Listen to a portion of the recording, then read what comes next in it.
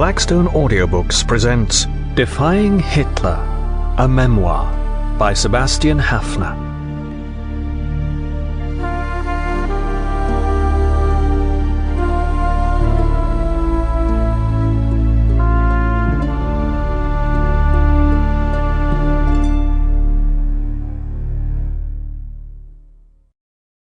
Germany is nothing.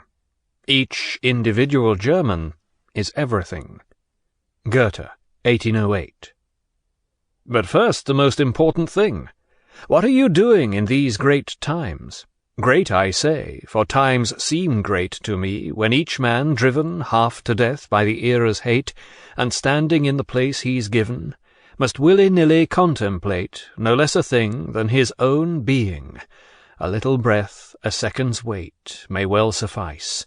You catch my meaning? Peter Gann, 1935. Introduction. My father, Sebastian Haffner, might not have been pleased to see this book published. He died in 1999 at the age of 91, a celebrated German author and historical journalist with a reputation for books containing highly original, coolly and lucidly argued insights into the history of Germany in the 20th century. This book, the first political book he wrote, was started in exile in England early in 1939. Abandoned in the autumn of that year, it may be original and lucid, but it is not cool.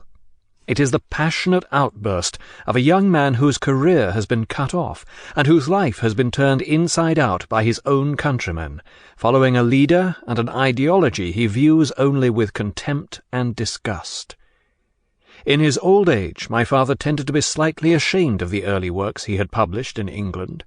What would he have thought of this one, unfinished, raw, and revealing so much of his inner self? It describes his life and the political events in Germany from 1914, when he was 7 years old, until 1933. The original plan was to continue the narrative up to the time of his emigration to England in August 1938, but the advent of the war caused him to stop working on the book, presumably because its theme is the question of how it was possible for the Nazis to come to power. Instead, he started another one, whose subject was the more urgent question of how to deal with Nazi Germany. The memoir deliberately avoids the use of my father's real name, Raymond Pretzel, and so it seemed reasonable to publish it under his pseudonym. Sample complete. Ready to continue?